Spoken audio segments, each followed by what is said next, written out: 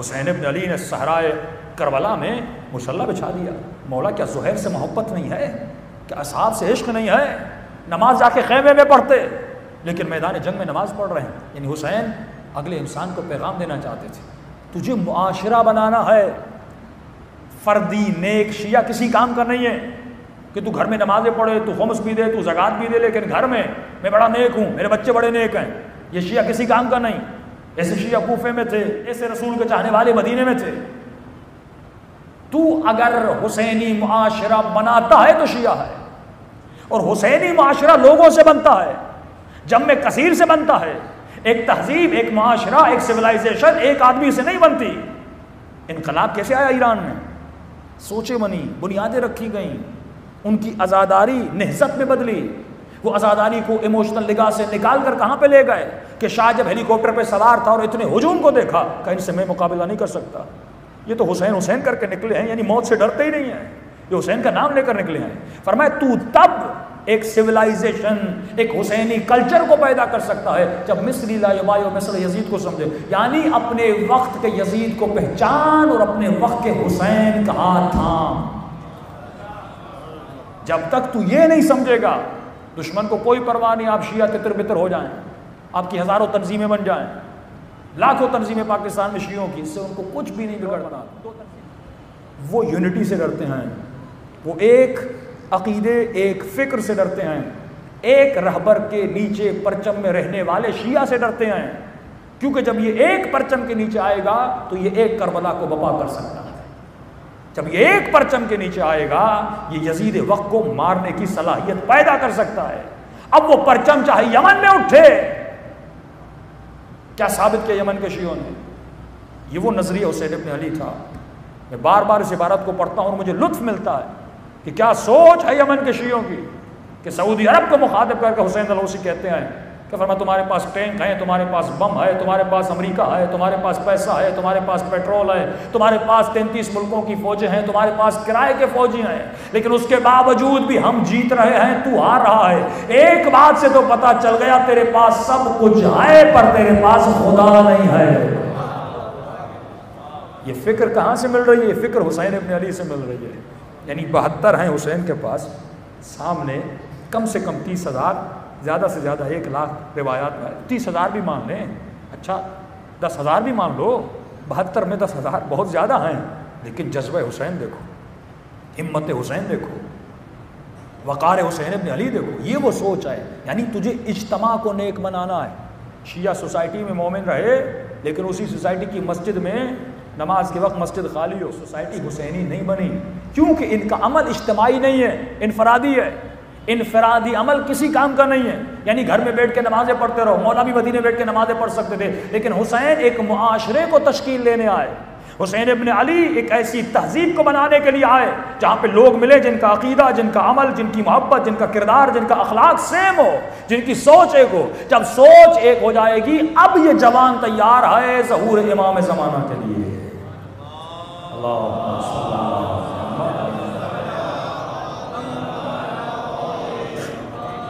انفرادی عبادتیں کرنے والے بہت تھے، اجتماعی. تبھی شخص رسول کے پاس آتا، یا رسول اللہ میں نے آنکھوں سے نابینا ہوں، مسجد آ نہیں سکتا، تو نہ آؤں مسجد. کہا کہ گھر سے لے کر مسجد تک رسی باندھ. نابینا ہے تو کیا ہوا، اس رسی کا سہارا لے کر مسجد تک پہنچ. یعنی اجتماعی کام میں ہاتھ ڈال. آج آپ کے یہاں انفرادی کام بڑے کامیاب ہیں.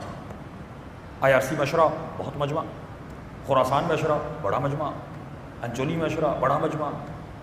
انفرادی لوگ جمع ہوتے ہیں، فلاں خطیب فلاں خطیب فلاں خطیب، لیکن اعلان ہوتا ہے مثلا کسی عالم کو پکڑا گیا، مثلا شیعہ قوم پہ ظلم ہوا، مثلا مسنگ پرسن کا معاملہ تھا، اب اعلان کیا جاتا ہے آؤ. قوم جمع نہیں ہوتی. اس قوم کو جمع کرنے کے لیے برگر کھلانے پڑتے ہیں، اس قوم کو جمع کرنے کے لیے کھانے کی سبیلیں لگائی جاتی ہیں تاکہ یہ رات کو بیٹھے بور نہ ہو. یہ کسی مظلوم کی صدا میں حمایت میں بیٹھے، اس کا پیٹ بھرا ہونا چاہیے. کیا ہوا اس مجلس میں اتنا مجمع تھا؟ اس کا مطلب وہاں پہ تمہارا جانا ایموشنل تھا، فکری نہیں تھا. اگر تو فکر سے حسین کی مجلس میں جاتا، اس کا مطلب مثلی لا یبایع مثل یزید، اگر کہیں پر بھی مجھ جیسا کوئی مظلوم ہوتا تو اس کی مدد کے لیے صدا بلند کرتا، لیکن تو نہیں کر رہا، اس کا مطلب تمہاری فکر ابھی تک بالغ نہیں ہوئی، ابھی تک تم نے مہذب معاشرے کو تشکیل نہیں دیا۔ جس اس طاقت سے دشمن ڈرتا ہے۔ آج یمن کھڑا ہے، ان کے تاج پر ایک کال آتی ہے، ایک فون آتی ہے، ایک پیغام آتا ہے، پورا یمن کھڑا ہو جاتا ہے۔ دشمن اس جم کثیر سے ڈرتا ہے۔ کوفے میں کیا ہوا؟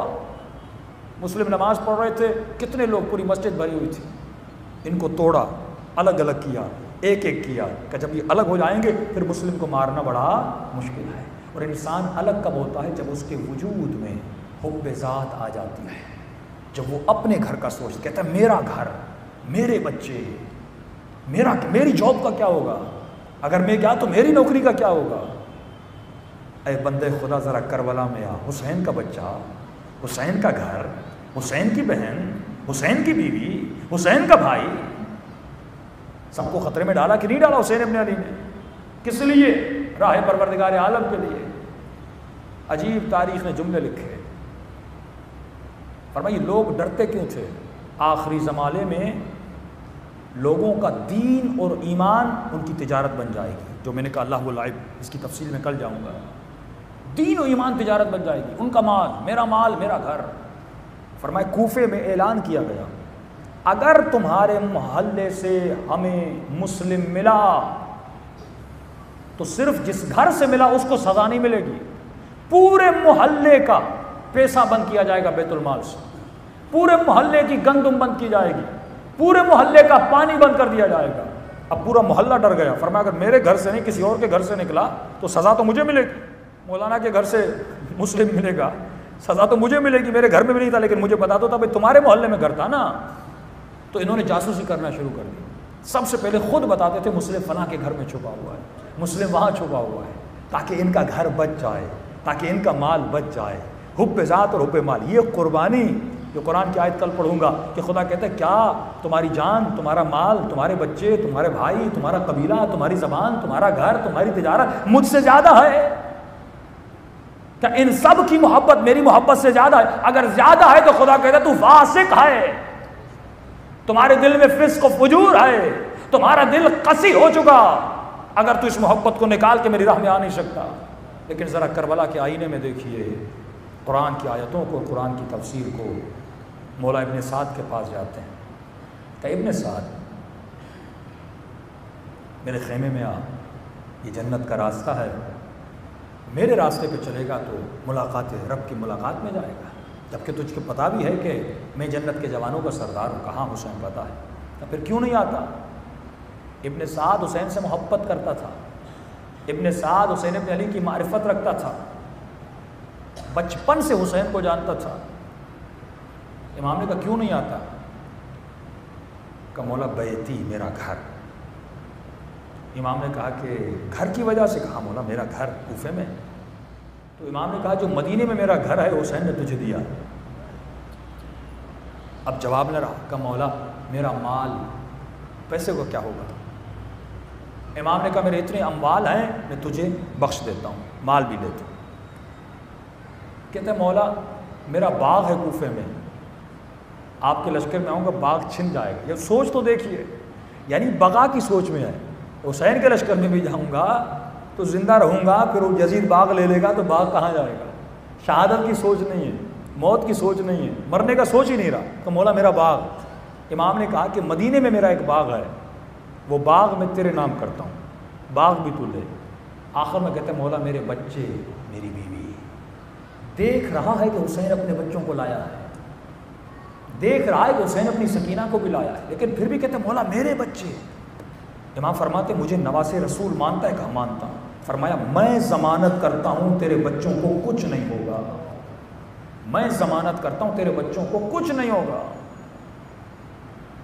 آخر میں عربی کا شعر پڑھتا ہوا چلا جاتا ہے، وہی جو قرآن کہتا ہے، کہتا حسین اگر تیرے پاس آؤں گا جنت ملے گی، تیرے پاس آؤں گا تو مال بھی دے گا، تیرے پاس آؤں گا گھر بھی دے گا، بچے ہی بچے، لیکن حسین رائے کی حکومت احب الیہ، رے کی حکومت کی محبت میرے دل میں زیادہ ہے. جب اس کا سوچتا ہوں مجھے دل میں راحت ملتی ہے، مجھے دل میں ٹھنڈک ملتی ہے. اور مصائب کربلا کے لکھنے والے کہتے ہیں جب حسین کے گلے پہ چھری چل رہی تھی، بی بی زینب شمر کو نہیں یزید کو اپنا ابن سعد کو مخاطب کرتے، ابن سعد کیا تو حسین کو جانتا نہیں ہے؟ تو دیکھ رہا ہے اور میرے بھائی کا گلا کٹ رہا ہے. فرمایا اتنے میں ابن سعد دیکھ نہیں سکا اور اپنا چہرہ پھیر دیا اور منہ چھپا کے رو بھی رہا تھا. لیکن اس سے ایک بدتر تھا جس کا نام شمر تھا.